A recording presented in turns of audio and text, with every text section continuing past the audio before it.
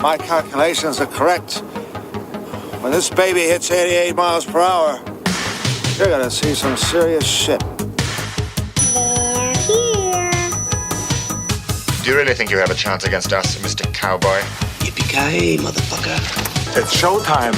Right, welcome everybody to another episode of the VHS Strikes Back. I'm one of your hosts, Chris, and my co-host and very good friend is Dave. Hey there, Chris, and hello to our listeners out there. Welcome to the VHS Strikes Back, the show where we dust off the old video player and go on a nostalgic journey to look at the good and the bad movies of yesteryear. Now, Chris, what are we going to review this week? Well, Dave, this was your pick, and you did throw the old Star Trek out there again in the calendar, calendar. I know that's a ruse. Yeah, it does. Yeah, it does every time. Because I'm just like, there's someone coming here. However, you did pick a movie, Dave. It's a sci-fi movie, so it's not far off. It's from 1982. It's Ridley Scott. There is about a million different versions of this, so we've probably watched completely different versions, but the tone and the movie is the same. It stars the great actor, one-dimensional Harrison Ford, Rutger Hauer, Sean Young, Edward J. Olmos. This one is a movie we probably should have done a long time ago, Dave, Blade Runner. So, Dave, what are you going to tell me about the first time you saw this one? Well, Chris, I've probably told you many, many times before, but growing up, I just seem to remember watching Star Wars on a loop. Obviously, watched many more movies, which I was reminded about doing this podcast. But, I mean, that was a staple for me. And I remember, Luke blows up the Death Star, gets absolutely revered as the king of the rebellion. And if you watch Andor, you're like, you fucking glory hunter! You just came in right at the end there. You found about the rebellion yesterday, and you're taking all the glory, you bastard. But anyway, that's all with hindsight. So yeah, just watch Star Wars over and over and over again.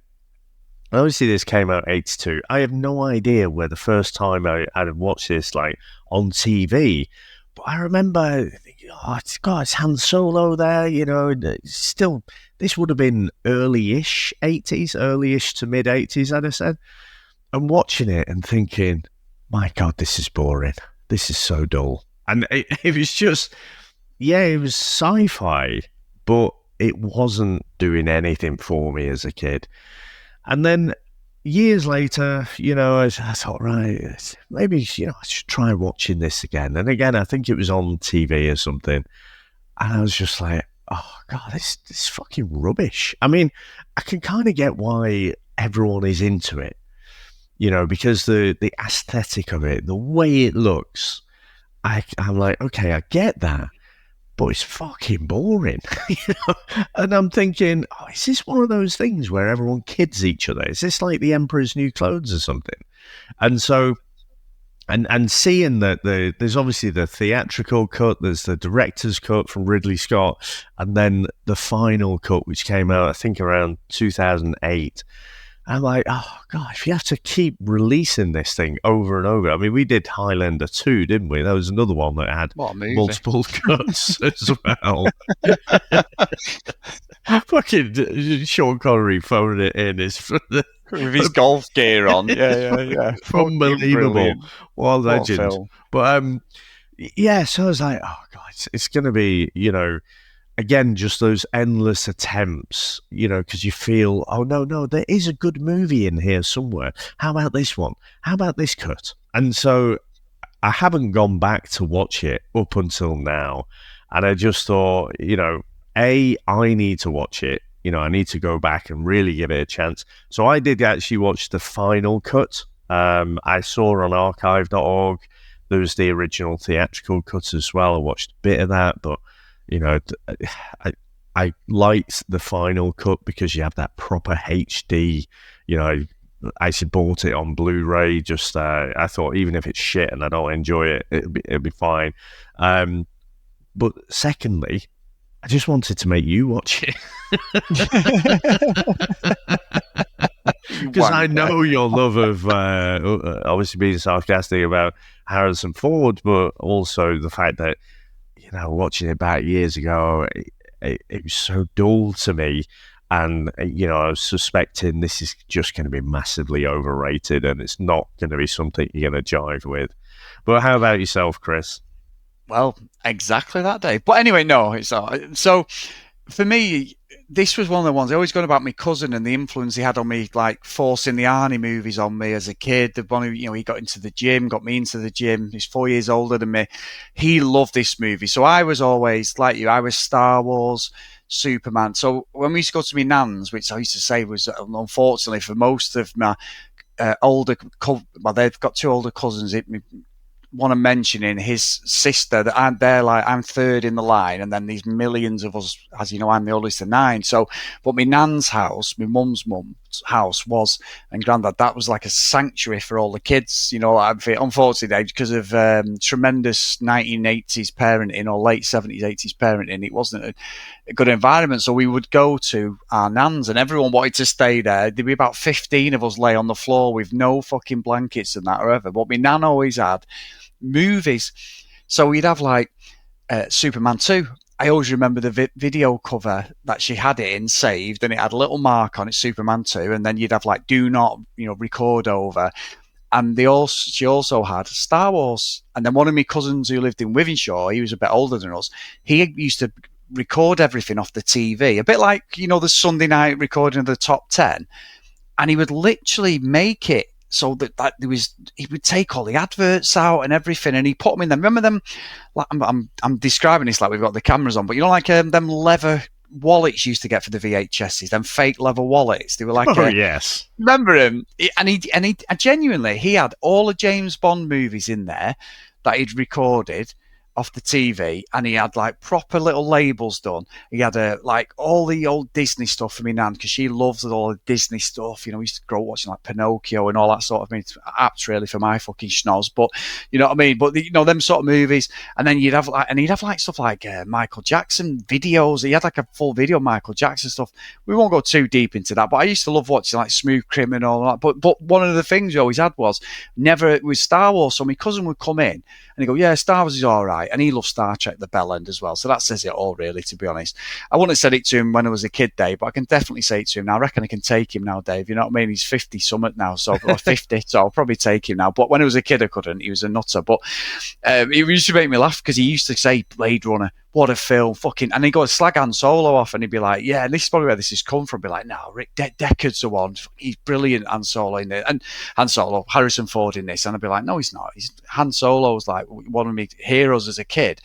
And he would put it on, and I always used to just fucking walk out or whatever. And I just remember the bit when Daryl Hannah's doing the backflips. That's the only thing I remember. And Rutger Hauer as well. I remember Rutger Hauer from this, and I remember him from, is it The Drifter or the...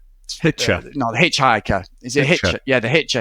Yeah, I remember that movie as well. Obviously, we've covered that, haven't we? So I do remember it. But it just, maybe that was what the bias was, because it was sci-fi. As much as you always say, don't like sci-fi. Probably as a kid, if I'd watched it, I might have understood it a bit more. So yeah, it was just one of the movies. And then from there, just a deep-rated, deep-founded hate for the movie. And also...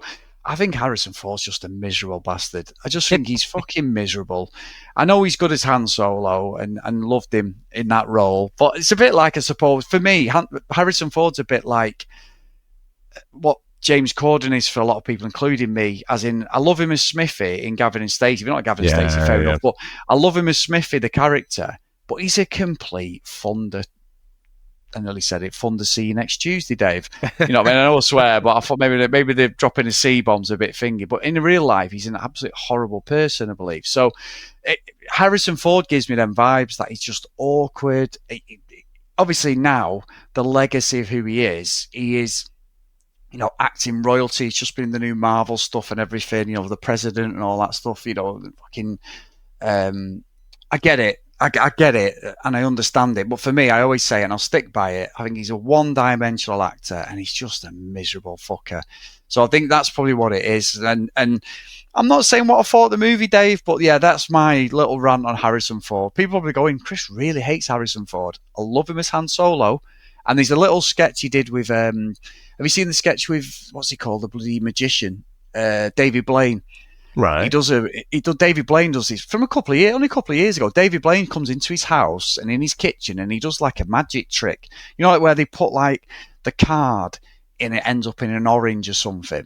And Harrison Ford's watching it, and he's got his fruit there, and he does this trick on him, and Harrison Ford's looking at him, and then he basically peels this fruit back. I think it might be an orange, and the card's there, and Harrison Ford deadpan, and it's a cracking line. I'll give him this. I always makes me laugh. He just looks at him, David Blaine, and goes, "Get the fuck out of my house," like that, you know. Like, but it's just the delivery is just perfect, you know. Like he's sort of freaked out about it. He's sort of acting a bit. So maybe that's his best acting he's ever done, that bit with David Blaine. But yeah. Not a fan, and I was absolutely dreading this. I would have took Highlander 2 over this all day long if you'd have suggested this a few weeks ago. I'm being serious. You know what I mean? So, but I suppose I can scratch it off and go, we've done the Goonies. I've done this. There's another one off my list of movies I've never seen. You know, so that's where I'm sitting before we get into anything else. I'll be honest. Yeah, I mean, you are right. He's just a miserable bastard, isn't he? And I think the thing that rubs me up the wrong way with Harrison Ford is basically Star Wars changed his life for the better. Yes. You know, he's a struggling actor and a carpenter. Carpenter, wasn't he? Yeah. Yeah, we'd done him in, what was the Gene Hackman one? Oh, the Conversation. The Spin-House ones. Yeah, good film that, wasn't it? So he was in that, obviously. So he had been acting, but it probably wasn't enough to make a living. And, you know, it's changed his life for the better. He's just so fucking miserable about it. Yeah. But I don't know. There is something that I don't know. Being a miserable See You Next Tuesday myself, I kind of empathise with him a bit more, maybe. And we'll get on to how much of a role model Deckard is, I'm sure, in our conversation. But, yes. Chris, should we get into our trailer? Let's go.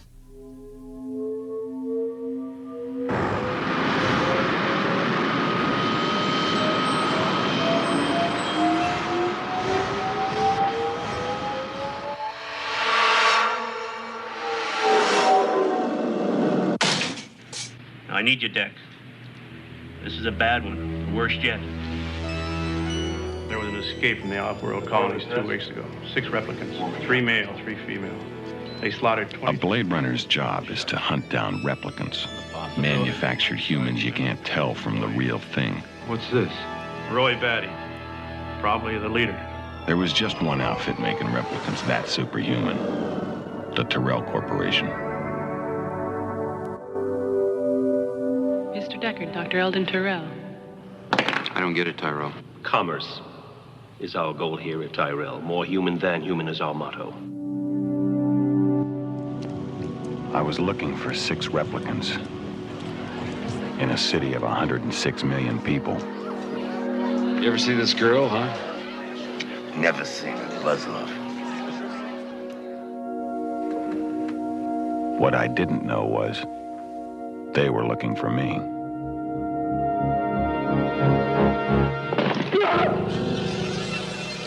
Questions. I just do eyes.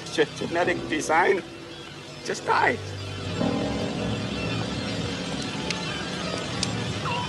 Hello? I'm in a bar here now, down in the 4th sector. Why don't you come on down here and have a drink? That's not my kind of place.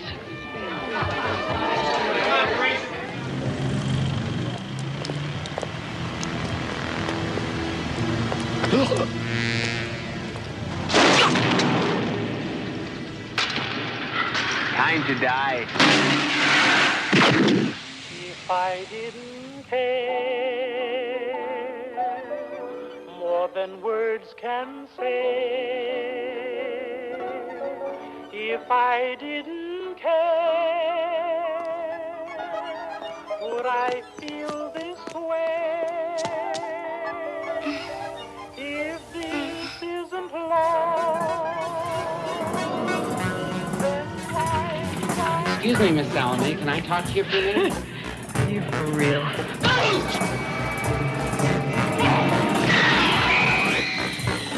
He's a damn one-man slaughterhouse. I'm going home.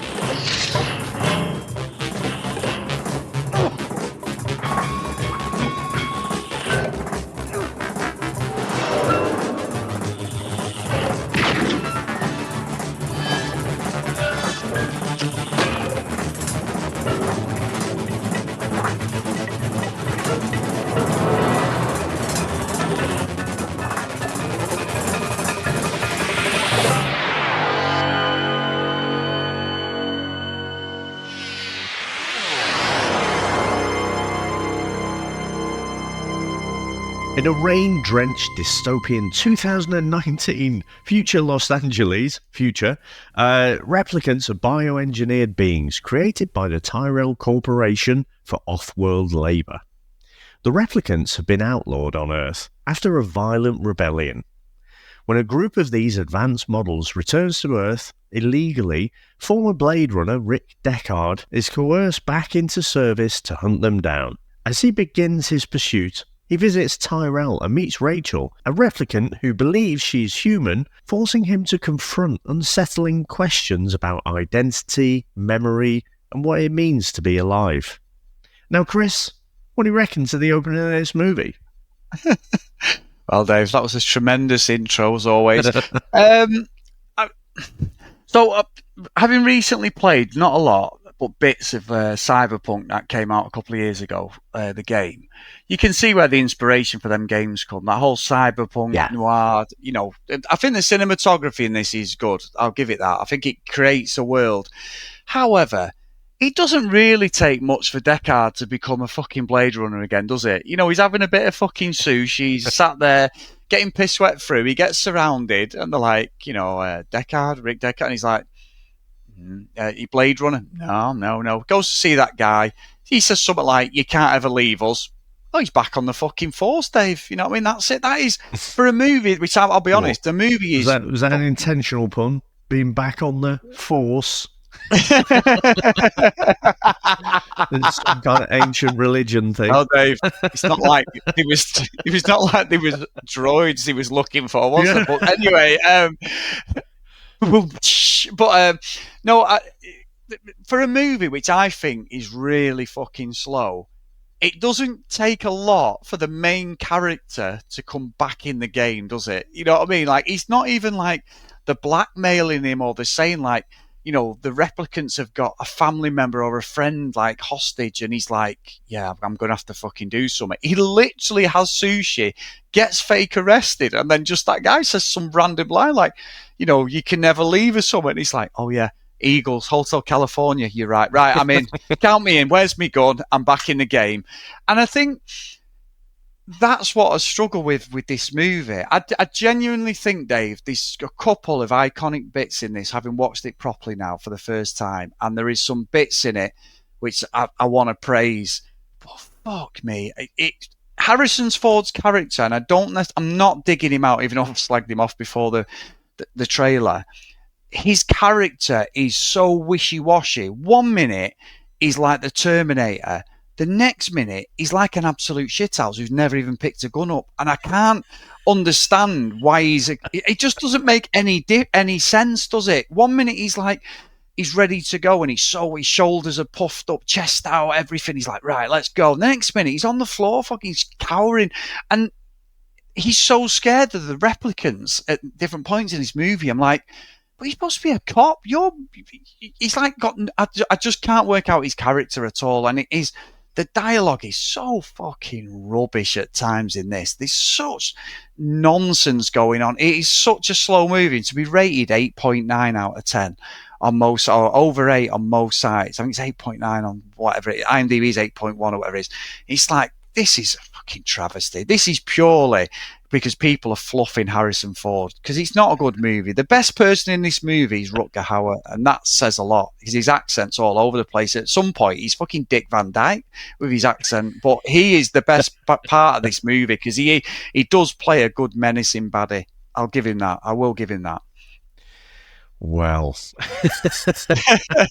so like I say, I couldn't find a good kind of copy on any of the usual streaming sites or anything, so I ordered the Blu-ray. But I'd mentioned before the trailer, I was not expecting to like this movie at all. I'm like, it's fucking overrated. People are, it's had a lot of influence over the things that came after it. But it's one of these cases where it's 1982, so it was so advanced, in how it looked and everything for that time. So that's probably why everyone thinks it's great.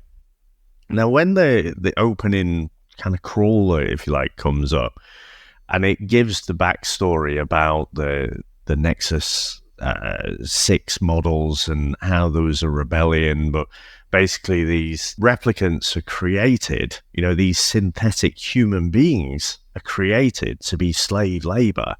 And, they'd rebelled. And so they were basically, hunted down and killed, or also known as being retired. I was like, okay. So I and again, it's one of those, when you're watching it as a kid, you don't really understand. You want something more like Star Wars, where you're watching people fight with lightsabers or shoot at each other with blasters or something. I was like, okay, this could be interesting here. But my mindset was, this is going to look great, but it's going to be shit. And it does have that real kind of neo-noir, almost like a 40s private investigator type feel to it, doesn't it? That's his character. And I would say Deckard is a fucking horrible person for a protagonist. And again, I don't know if it's a bit of a Ferris Bueller thing. When we went back and watched Ferris Bueller, and we're like, he's a fucking dick. There is nothing about Deckard that is good or moral, or he shouldn't really be our protagonist. I think the fact that it is Harrison Ford is our central character makes us think that, but I think he's fucking terrible. And as for his fighting skills, he's like one of those, when you see the old masters of Bullshido, when they actually believe their shit. And it's like, I've seen one where, you've got some, well, I don't say you've seen one, I've seen many, where you got some MMA fighter fights, the guy who's doing the Bullshido obviously believes his own fucking, he's high on his own supply, and then just gets the floor wiped with him, so that's what Deckard's like. He's fucking rubbish, and he's not skilled in any way, it doesn't seem. And he can only shoot fucking replicants and women mostly as well in the back. So, in fact, the only two replicants he killed were women, weren't they? Because Brian James was shot by Rachel, and Rutger Hauer just expired. But I have to say, Chris, so thinking about this, and like you say, the motivation for Deckard was rubbish, and again, I'm like, okay, they're going for this kind of, private eye sort of feel to it. I'm sort of intrigued by this slave labor type thing as well. And I was like, oh, yeah, fucking hell. The opening scene of Los Angeles, it did honestly remind me of Highlander 2. And I was thinking, I wonder if this is what Highlander 2 would have looked like if they actually had, enough money to finish off the special effects. Yes. I suspect that's what they were going for more. But yeah, I found myself getting pulled into it. But, I mean, I don't know, I haven't really, because I've not really watched the movie, I've not sought out other people's opinions on it and stuff. I'm watching this. And apart from all the killing, which granted, is not great from, say, Rutger Hauer, Chris, I'm pulling for the replicants here.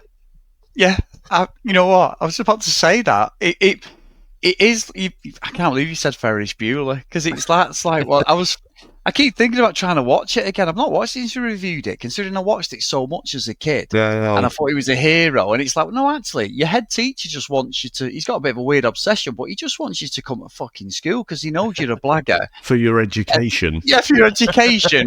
but as a kid, he's like the baddie. And like when we watch movies where the cops become the baddies, don't they? And it's like, but really, the actual main protagonists are bellends. Look at Fast and Furious.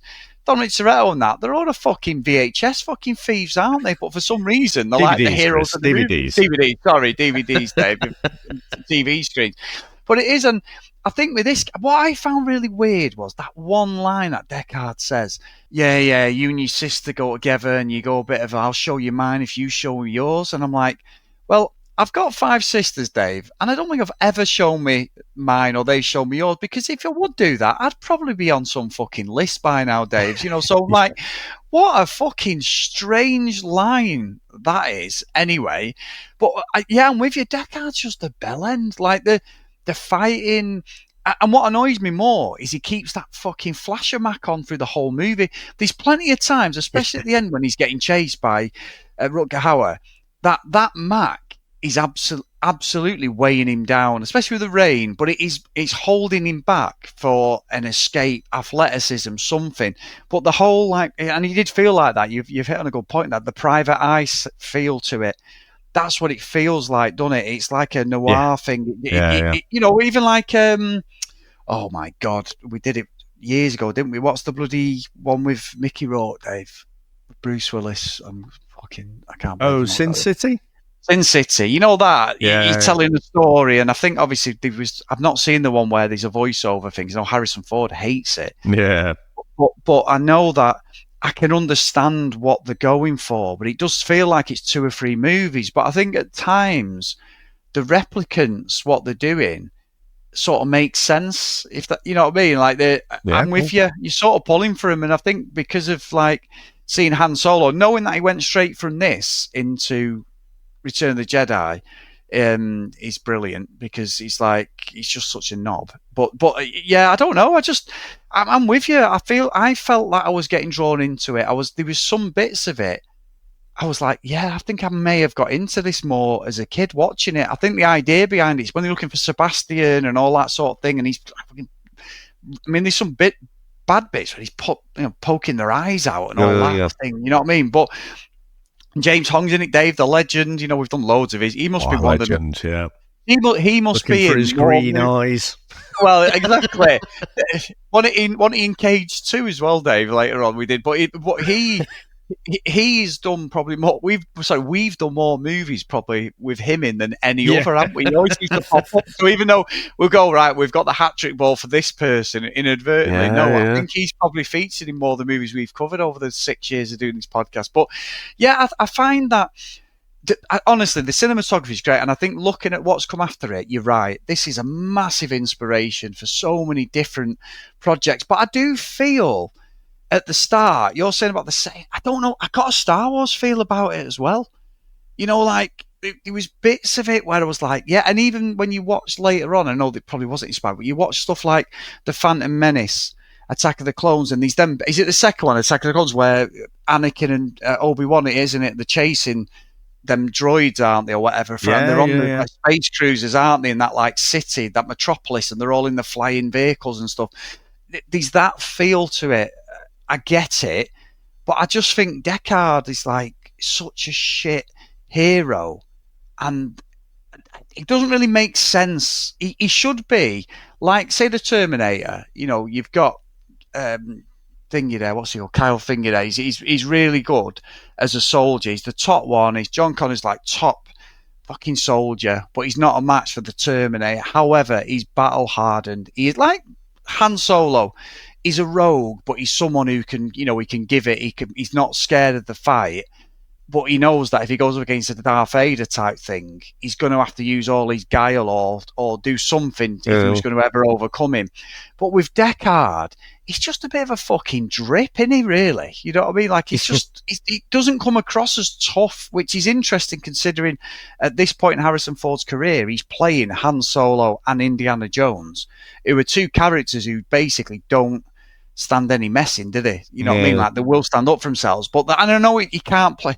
I'm saying he plays the same characters. Maybe this is his fucking, his opus thing. Maybe this is his Oscar he should have got for his acting. Maybe he was going outside the box, but he just doesn't feel like a hero I need to vouch for and get behind in the movie. And I think that's what I struggle with this. But I do think there's some really good settings in the movie. I really do. Yeah. I mean, again, the aesthetic of it looks amazing. And even just going back to the beginning, some of the iconic shots. And again, it is this future, it seems bizarre, doesn't it? 2019, which from 1982 must have seemed like a lifetime away. And we're like, yes, this dystopian future, which is where we are recording this now, 6 years ago. And it seems a bit mad, but you've got such a Japanese aesthetic to it. Yes. So I know this was based on the book, wasn't it? Do Androids Dream of Electric Sheep?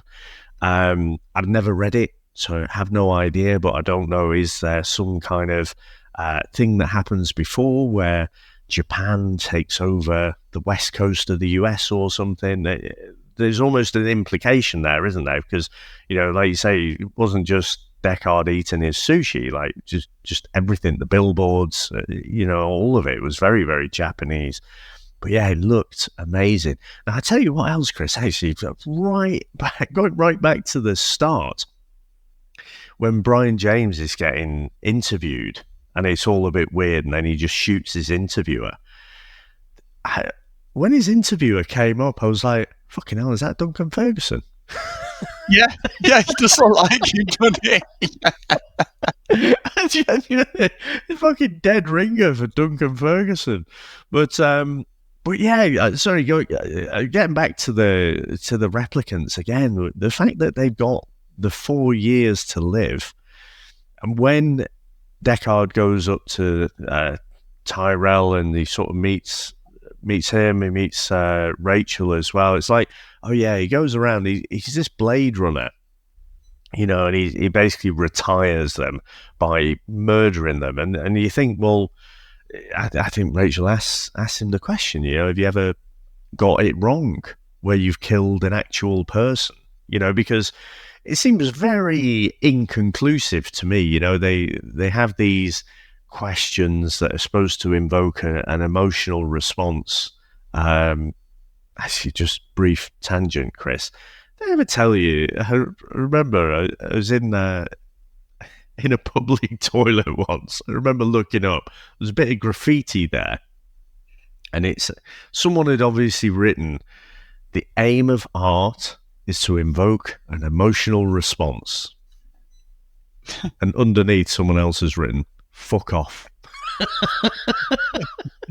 Which I thought was just a brilliant use of "fuck off" there, because you've obviously got someone very passionate about art there, and you've just got someone else be like, "Oh, fuck off."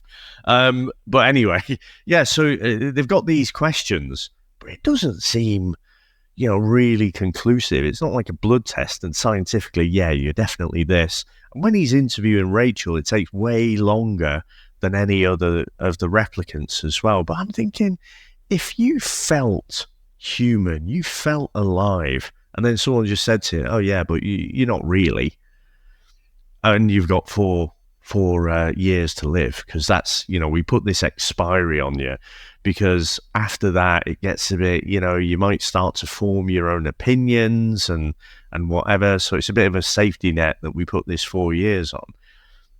Yeah, I think I'd be heading back to Earth and try and see, okay, how can we, get more life? How can we extend our warranty, kind of thing? So yeah, I think, like I say, unfortunately, I very much, I think it is supposed to be a bit ambiguous, but the movie plays out like Rutger Hauer is the villain, right up until the end, and poking out Tyrell's eyeballs. Yeah, kind of a villainous act, Yeah, but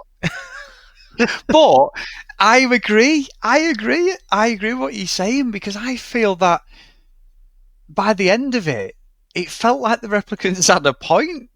It's sort of like, yeah, you're a bastard and what you've done's wrong, but yeah, I think you're right. And it's weird, isn't it? Because like you say, when he's interviewing and that, and then it gets a bit fucking sexy, doesn't it? I mean, I did like the fact that that fucking woman's got, we're seeing boobicles there, Dave, aren't we, at one point? And then the next minute, she just fucking levers Harrison Ford, doesn't she? She just levers Deckard and then puts a gear on.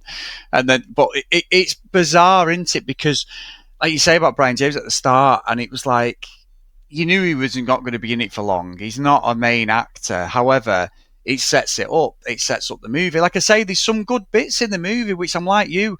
I wasn't completely out. I wasn't sat there like going, oh, this is fucking terrible. It's not a terrible movie, but I don't get the hype. And I don't think, even watching it when I was a kid, I would have understood it. I may have gone, yeah, I'll probably watch it again. But it's just, there's just something off with everything about the story. It feels as if like what Deckard's doing is he's trying to get the replicants.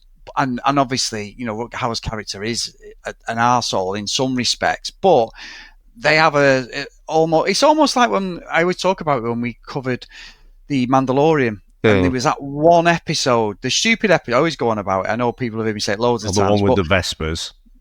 Not that one. No, not that one where they were fucking mods. Oh no, the one, that was one when he Book of takes Boba his Fett, wasn't it? That was Book of Boba Fett. Yeah, when he takes his mask off, the episode before when he should have took his mask off was when Luke Skywalker turns up and he takes it off. But for some reason, he took his mask off the one before because he was in the Empire.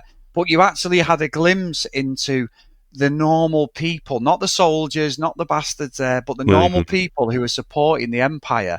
And they were just like the resistance. And that's where you get that bit of like, well, actually, there was cannon fodder on both sides of the argument. And I think that's what it is. The replicants have become too clever and they understand what's going on now. And they're like, no, we can't have that. Well, you've created a clone race of people, basically, to do all your donkey work. And now they're like, hang on a minute, I want to live. And the methods are not right. They sort of have a point. That's how I felt at the end of it. I'll be honest, I did. Yeah, like I say, I mean, it's pretty ambiguous, isn't it? Like, who's the actual goodie and who's the baddie? I think in 1982, like I say, I think it projects that Harrison Ford is the goodie in this, but you know, he's a terrible person, really. I mean, he's like, he knows what the replicants are. He's going around murdering them all. And I use that word, you know, he's not just retiring them. He's not throwing out like it's a fucking microwave or something. You know, he's actually murdering these. But, oh, wait, Sean Young. But she's a super sexy replicant. So let's have some sexy time then, because that's okay.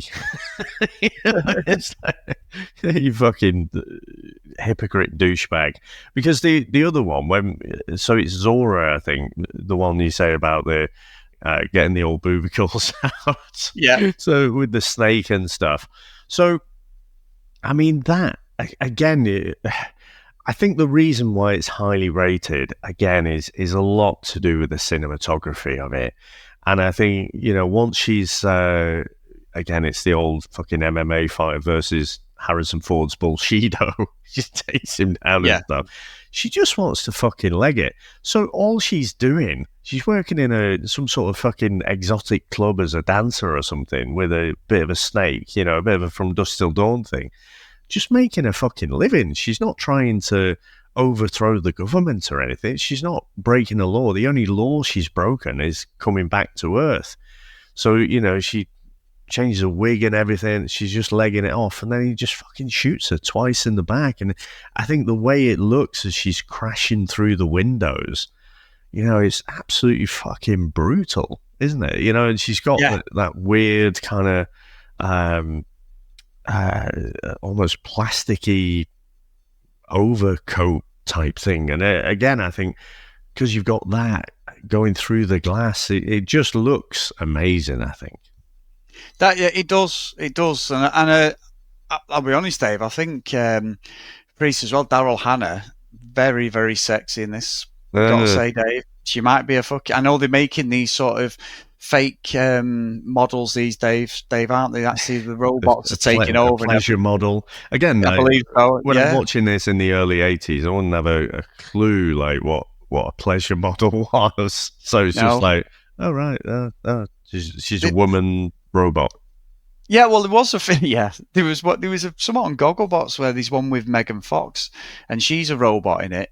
And this filmed from a couple of years ago, and I'd never seen it before. And I was like, no, that was quite interesting, actually, Dave, because I've always been a Megan Transformers fan. But yes, so we'll move on from that, Dave. But yeah, she's rather nice in this, and you know that whole fight with Deckard again. Iconic. Yeah. Why the bat flips were very reminiscent of Highlander, Dave. I thought so as well. Yeah, like why are you doing backflips? However, I wasn't really that fucking mad at it. I'll be honest with you. So the thing is, right when I mean, all the replicants seem to have the drop on Deckard, don't they? But she's basically got him trapped between her thighs.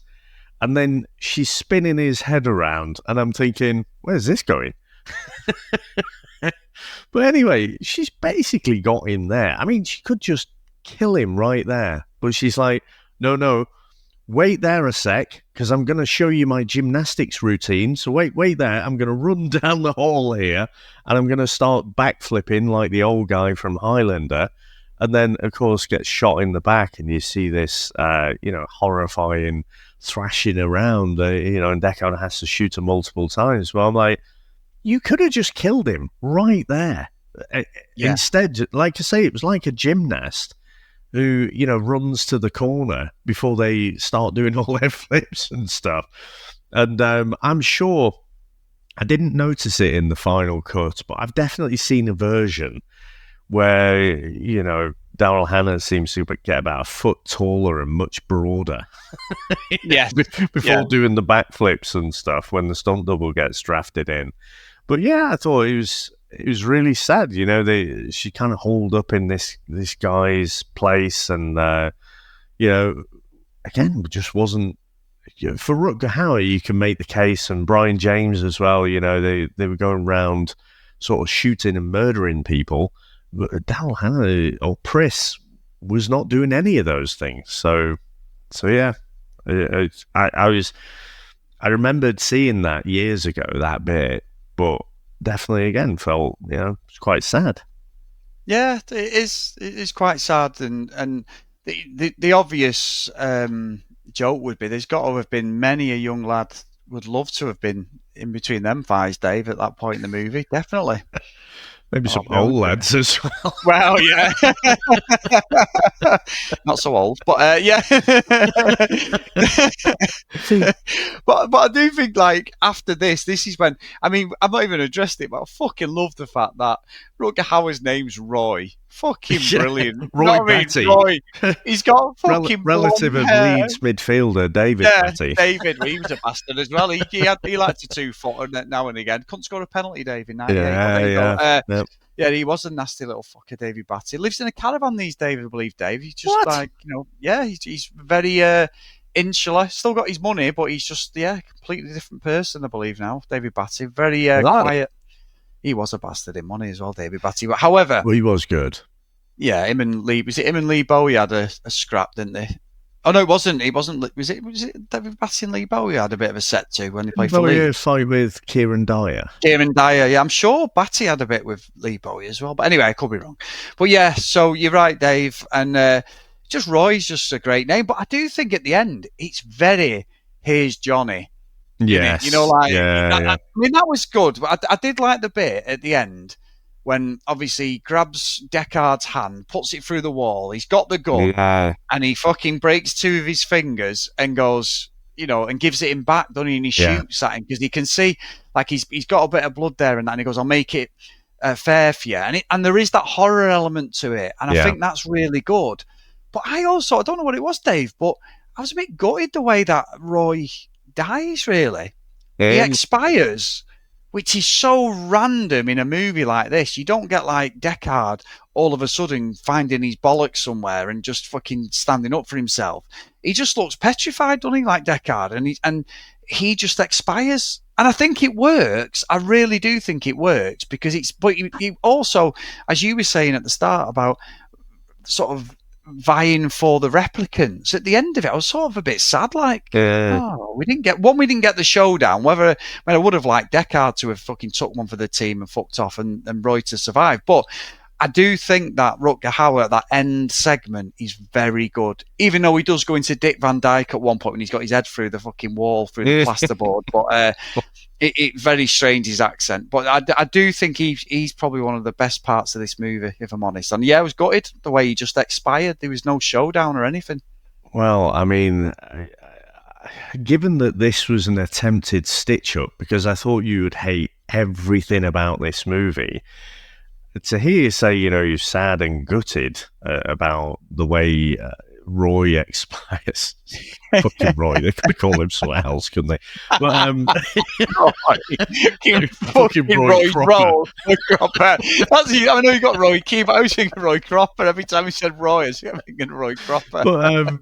But yeah, I think that's. I was trying to stitch up, but it's kind of a win as well.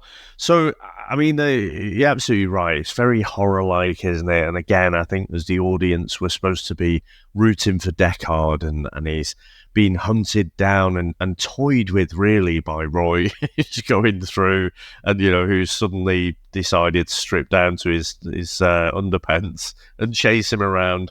But again, really just iconic, and like I say, just playing with him, that cat and mouse. I hate heights, so when Deckard crawls out and he's sort of going across and it's all raining and everything, it looks really slippy, and Roy's just looking at him, playing with him. It's like, oh, fucking hell, he's gonna fall.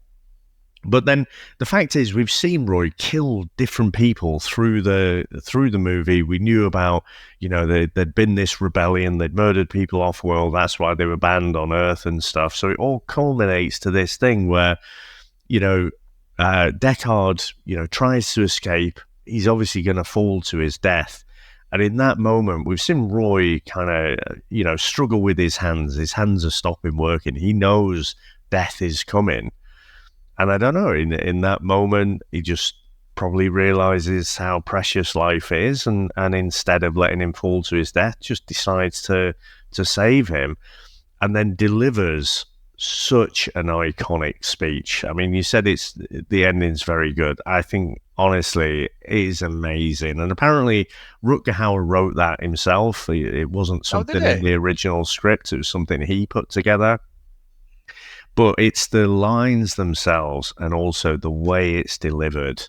And you've got the white dove. I don't know if it was John Woo that watched that and thought, oh, white doves, they look fucking great, don't they? But he'd obviously had the white dove, and everything, the way it was shot, the acting, the way it's delivered. He's talking about tears in rain. It's a bit ambiguous. Is Deckard crying there? He's certainly shitting himself, but he's also, I think, pondering this question about what life is and stuff, and why was he saved? Honestly, in terms of sticking the landing, this movie for me absolutely sticks the landing. That's crazy. Well, Dave, let's not finger it. Shall we get into our scores? Let's go.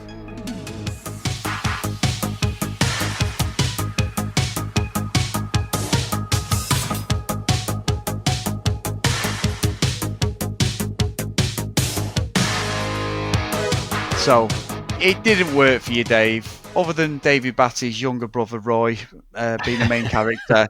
I quite enjoyed it, especially the end bit. The end bit is, if that had been like the pace and the standard of it would have made this a very good horror movie. I think Rutger Hauer played, that cat and mouse, the chasing, good. I think the cinematography is brilliant. It felt, I don't know if you felt the same, but it felt very familiar. I swear to you, I have never seen this movie ever. I didn't know the premise of it, and I've just seen a few bits when my cousin used to force me, especially he probably is. I was probably about 12 and he's 16, so the Daryl Hannah bit where she's fucking flipping. That's the bit I remember. Yeah, I wasn't at the point of Chris's, soldier becoming awake all of a sudden at that point, probably, Dave. Around maybe I was, but I did not know what's going on. But yeah, there's something about it. I understand the logic behind it. I understand the praise. It's just very slow, and I think a lot of the acting is terrible. The dialogue at points is awful. Again, Harrison Ford is just fucking rubbish. I'm not vouching for him, Deckard, at all. The premise of him becoming a cop again, there's no like blackmailing. There's no like his missus has been killed or his partner's been killed. He's come out of retirement. He literally has one guy saying you're not going to leave or whatever he says, and then he's back in the game. Absolute nonsense. But I do think Rutger Hauer's excellent with it. So would I watch it again? Probably not, Dave.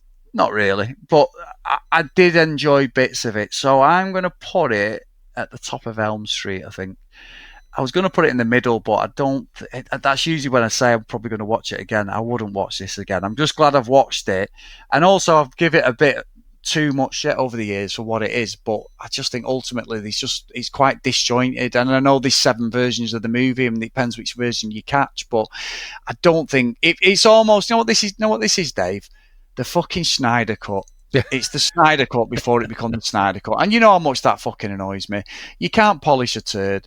There's some great action in them movies, but the Snyder Cut is bullshit. Just like when the Harley Quinn latest movie come out and they went, hang on, we've got another cut here. We're going to bring that out. God. No, let's not do that.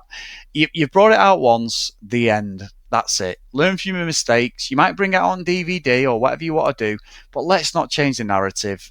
it was fucking rubbish, or it was average. There, the end. But anyway, that's where I am, Dave. Any Snyderverse fans out there, I totally understand the logic why that should have been released, because I understand why, because there was a lot of stuff going on, so it's not just a thingy there. I get it. I'm poking fun out of something that was serious, but family thing and that. But it's done. The end. That's it. That's the direction they went. And just like when you watch Superman 2 and people go, oh, I prefer the Donner cut or whatever. I don't, because it doesn't give me, would you care to step outside? Would you give all the other bits that I absolutely love about that movie? It's too serious and Brando's a bellend. But there you go, Dave. Anyway, completely gone off tangent. Off tangent. So what say you about this movie? Well, yeah. Actually, do you see about I think there's a lot of Snyder fanboys. You know, the new trailer for Superman, I'm really looking forward to that. But, you know, again, we were brought up with the Christopher Reeve Superman and, you know, bright colours and, you know, such a dashing transformation from Clark into Superman. That's our Superman, really. And so I think everyone's just like, what are all these bright colours with Superman all Yeah, and the dog. Yeah. Crypto, yeah. So I can't wait to see that one. But I can't. But for Blade Runner, I fully came into this expecting to put it in either Alderaan or Elm Street. And I think, like I say, just inflicting it on you was good enough reason to pick it. But actually, Chris, I really enjoyed this a lot more than I thought I was going to. And like I say, I've had false starts in the past where I've tried to watch bits of it. Even the rebooted, you know, the Ryan Gosling one. I remember watching the opening to that, and he's there with what's his name, the wrestler, Dave Bautista. Dave Bautista, yeah. So I watched the opening and I'm like, oh God, it's fucking boring, you know. But I think I remember being on a plane and I wasn't right in the right headspace. But yeah, I enjoyed this way more. And again, I can kind of get why it is so iconic, mostly for how it looks, but also some of the underlying themes. I think if this was made now, you know, it asks more moral questions than this does. I think this only hints at them. But it's also convinced me that I do need to watch those more recent movies as well and sort of explore this Blade Runner universe a little bit more and all the different content for it.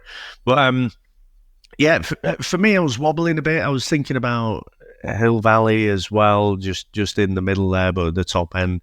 But no, I think for me, it's a Pleasantville. I think it is.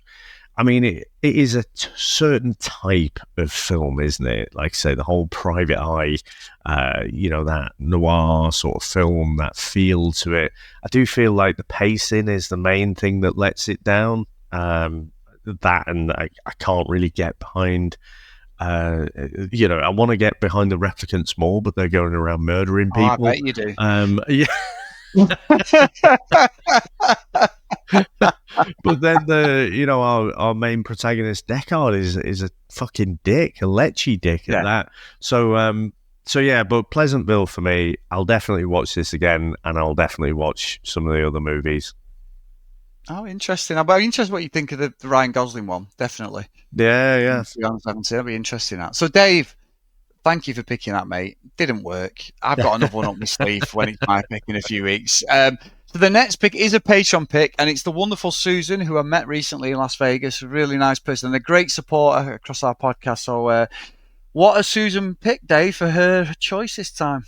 So this one, Chris, I think, you know, we have been in the year of the stitch-up.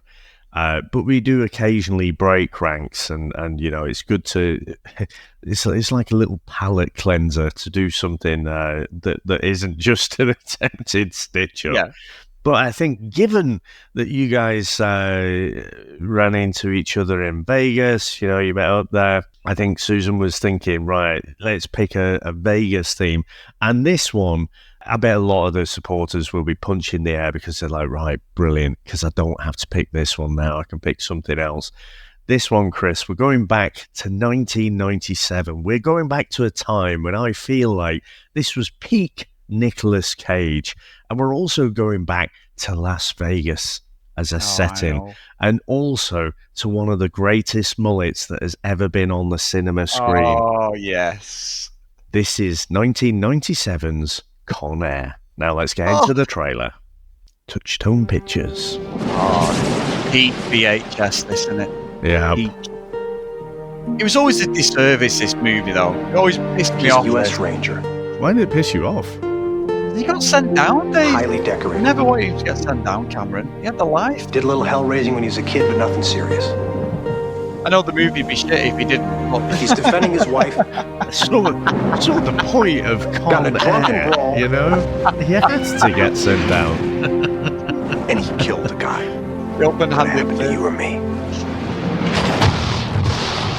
After serving the last of his sentence, Cameron Poe is taking the first plane home to his wife and daughter. Today's flight is a special one.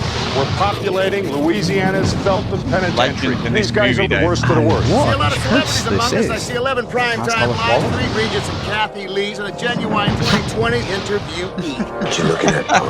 Nothing, I was just admiring your cage. But one wrong flight Stewardess, what's the in-flight movie today? can ruin your whole day. Virus, baby. Yeah. What happened? We got the plane, man! Welcome to Con Air. Malkovich is really Gilbert 1, you are not cleared for takeoff. And nobody on this aircraft gives a flying.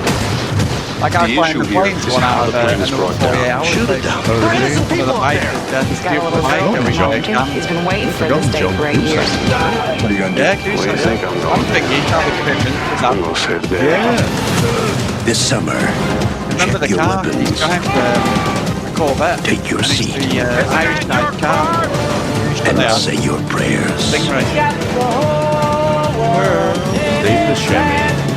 From Jerry Bruckheimer, the producer of The Rock, Nicolas Cage, John Cusack, John Malkovich. Where are they going to land this thing? A long time. I haven't blackjack tables. So many memes of the mullet. On June 6th, 3 months to be there. buckle up.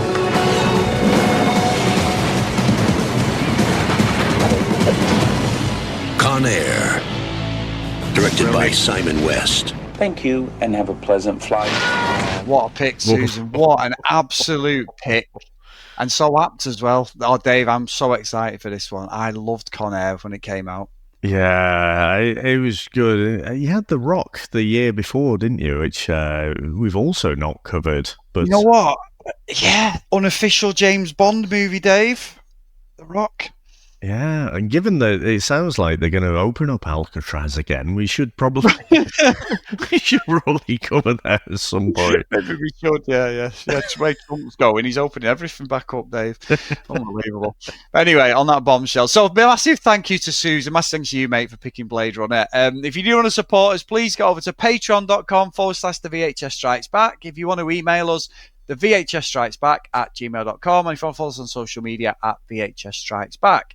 So the roll call of honour, and a massive thank you to Nick, Greg, Gareth, Mike, Lee, Helen, Dylan, Dan, Justin, Susan, Timothy, Matt, Hales, Kent, Lucky Lulu Green, Herbs, Jack, Math, Blake, John Hammond, and Mr. Tony Farina. So thank you so much, guys. Amazing support for myself and Dave. I really appreciate it.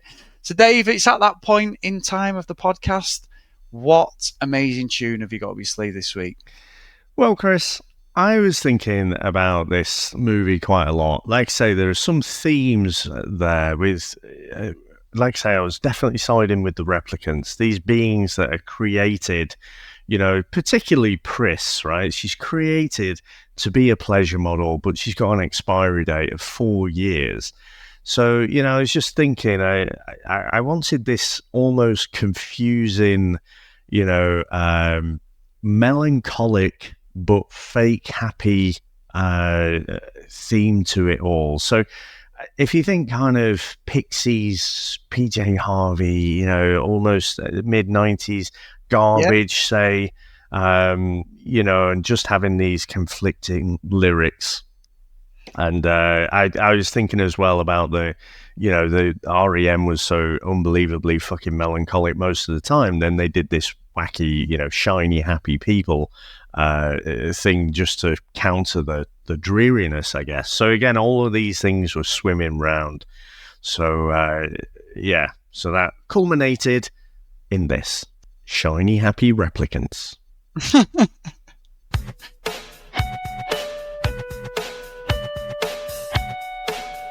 With an in excess feel.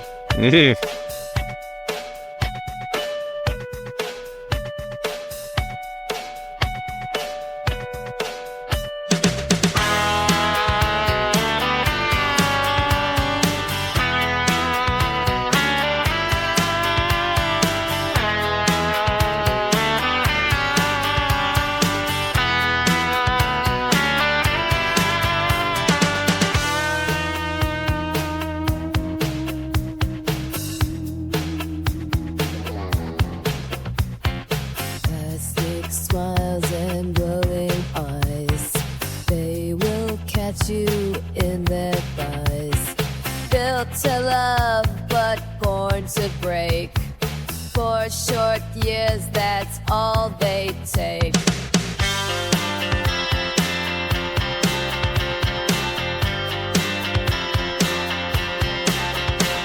Shiny, happy replicants fading in the rain. Shiny, happy replicants crying once again. Hold them, hunt them, love them, brag them. Shiny, happy replicants, time to die.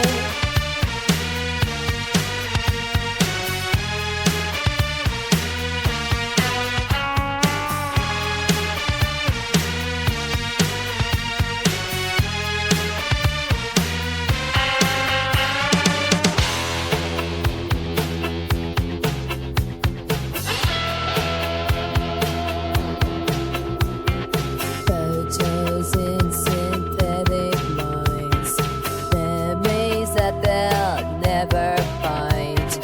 Deck guards coming, better hide. Rachel knows and Roy just cried.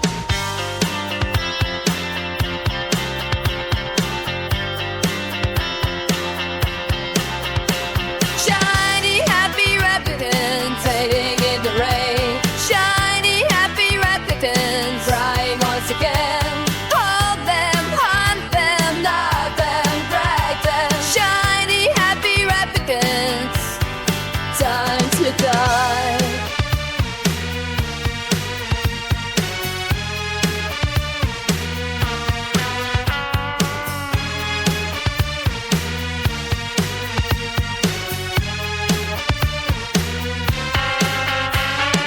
All those moments lost in time, the burning ships beyond horizon shine.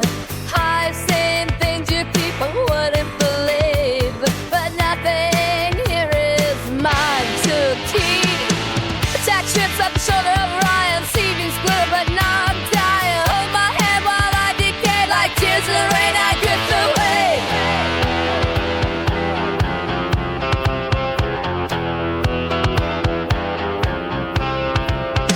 Shiny, happy replicants fading in the rain. Shiny, happy replicants crying once again. Hold them, hunt them, love them, brag them. Shiny, happy replicants, time to die.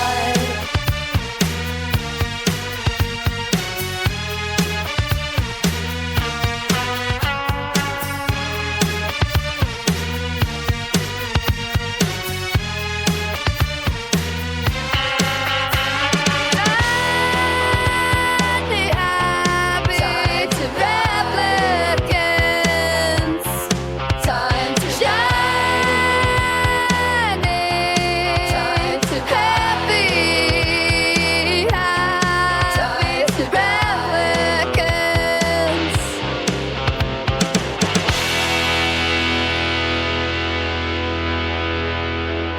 You know what, Dave?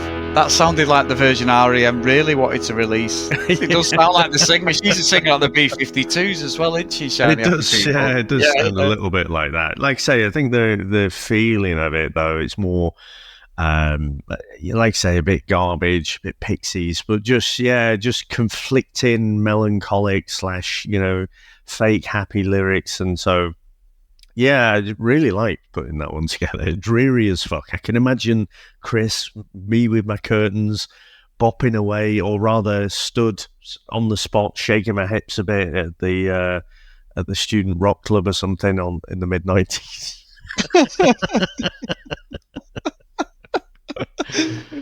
You love it. Absolutely love it. So, Dave, I've talked about the movie, and I know before you say what you'd say that with, I just wanted to say how I thought the one line in the movie or the one bit of dialogue took me completely out the serious movie, which I thought was terrible. So to take us out with Dave, I'm going to do a little bit of acting, okay? So I'm going to play a policeman and Deckard as well, Dave. Okay? Okay. So the copper goes, and again, Dave, I'm going full method here, De Niro, so I'm in character already, yeah? Don't forget there was a question previously, has Chris done acting lessons? Exactly. Chris, we'll find the answer out again. Yeah, because obviously I do my acting via YouTube, Dave, but there you go. So here we go. The policeman says, "This sector is close to ground traffic. What are you doing here?" Now, this does sound like a porn movie now, Dave. I think I'm getting a bit going off track. I've come to fix you. The light bulb is broken. Can I help you? Yes. Come in. I was just trying to turn the light on and I can't see. No, I'm a virgin. Yeah. No, don't hurt me. I'm a virgin. I need my light fixing, otherwise I've got to get undressed in the dark.